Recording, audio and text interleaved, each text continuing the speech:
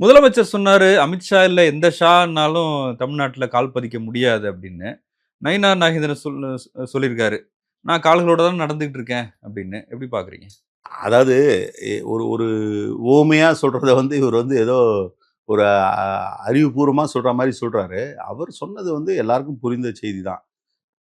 வட மாநிலத்தில இருக்கக்கூடியவங்க, இல்ல இந்திய இங்க திணிக்கணுன்ற மனநிலையோட, இல்ல இங்க சனாதன கருத்துக்கள திணிக்கணுன்ற மனநிலையோடு வேரூன்றணும்னு நெனைக்கிற யாரா இருந்தாலும் வேரூன்ற முடியாதுன்னு சொன்னது தான் முதலமைச்சருடைய அதோடைய பொருள்.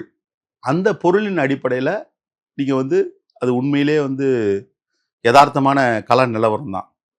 நீங்க இவங்க எங்கெங்கேயோ ஏதேதோ பண்ணியிருக்கலாம். தேர்தல்கள்ல வெற்றி பெறுவதற்காக பல நடவடிக்கைகளில் ஈடுபட்டிருக்கலாம். தமிழ்நாடு அவர்களுக்கு ஒரு மிகப்பெரிய ஒரு சரிவ தான் குடுத்துட்டு இருக்கு. இப்ப ஒண்ணும் இல்ல. மற்ற மாநில அரசுகள்லாம் கவர்னருங்க குடுத்த கொடைச்சல்ல ஏதேதோ பண்ணாங்க. ஆனா தமிழ்நாடு அரசு அதையும் வெற்றிகரமா இன்றைக்கு எதிர்கொண்டு உச்சநீதிமன்றத்துல தீர்ப்ப வாங்கியிருக்கிறோம். திரு நயினார் நாகேந்திரன் அவர்கள் இப்பொழுது தான் தலைவரா பொறுப்பேற்றிருக்கிறார். அதனால அவர் இந்த இந்த மாதிரியான கவுண்டர குடுத்தாகணுன்ற கட்டாயத்துல ஏதோ குடுக்குறாரு. ஆனா அவருக்கே தெரியும். இது அவங்களுடைய பாட்சாலாம் இங்க பலிக்காது. அ அப்படின்றது தெரியும். அவங்களுக்கு இது ஒரு வாட்டர்லூ தான். தமிழ்நாட்ட பொறுத்தவரைக்கும் அவங்களுக்கு ஒரு வாட்டர்லூ தான். இல்ல அந்த கூட்டணி பலமடையுதுன்றத நீங்க பார்க்கலையா? இவர்களுடைய கூட்டணிய பொறுத்தவரைக்கும், ஃபர்ஸ்ட் நிலையிலேயே கேடர்ஸ் மத்தியிலேயே அக்செப்டன்ஸ் இல்ல.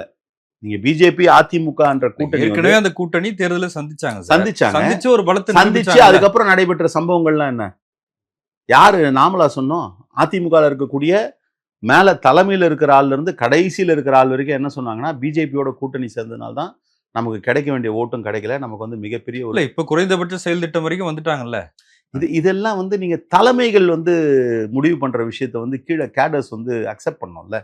நீங்க ரொம்ப எளிய மக்களா இருக்கவங்க, அவங்களோட பார்வையில நீங்க என்னென்னலாம் நினைப்பாங்க அதிமுக தொண்டர்களு? நம்ம கட்சிய சிதைச்சாங்க. நீங்க தலைவர்களுக்கு கோவம் வராம இருக்கலாம். தலைவர்களுக்கு ஆதாயம் தேவைப்படலாம். அந்த கட்சியில இருக்கக்கூடிய தலைவர்களுக்கு சில ஆதாயங்கள் தேவைப்பட்டு கூட்டணிகள் வைக்கலாம்.